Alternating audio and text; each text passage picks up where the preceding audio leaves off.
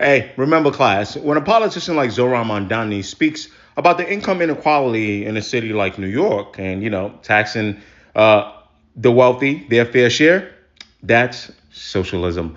But when President Donald Trump is set to sign an executive order that will limit the NIL money for players in college sports, well, that's saving America. Let's get into it. So, if for whatever reason you don't know what NIL stands for, it's name, image, and likeness, okay? It's pretty much the right of college and high school athletes to monetize their name, image, and likeness through product endorsements and other activities. You dig me?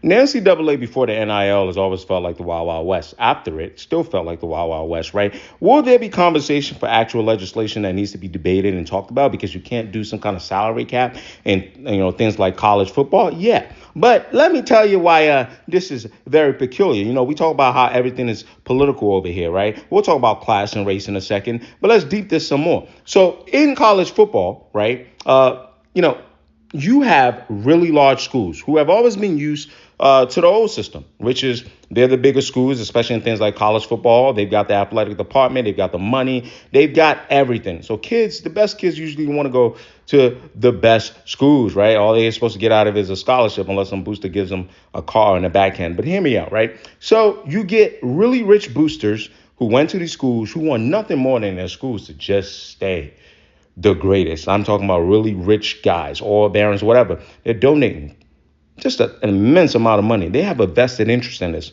NIL comes in, and though NIL, like I said, is supposed to be for name, image, and likeness, everybody knows the wink, wink. You're getting money from here and this company and that company to eventually go to that smaller schools. So now the smaller schools are able to compete, right? Because it's not just about history and prestige. And guess who's upset? Donald Trump's really rich friends. So we got Donald Trump protecting his really rich friends. Meanwhile, right, you're going to be capping the income, okay, of kids from the middle class, kids from, lower middle class, poorer kids who are trying to find a way to not only change their lives, their family lives, and set themselves up for the future in case they don't go pro, right? And then let's look at the race factor. Let's talk about something like college football, which is really where you see a lot of this problem, right? You want to call it amateur sports, and it was always amateur sports. Well, let's talk about the amount of money that these colleges are making in TV contracts, especially, conferences like the Power Five. So now, that majority black athletes are what make up, the college football player pool, right? So now you're disproportionately going to be limiting the income of a lot of black athletes, right?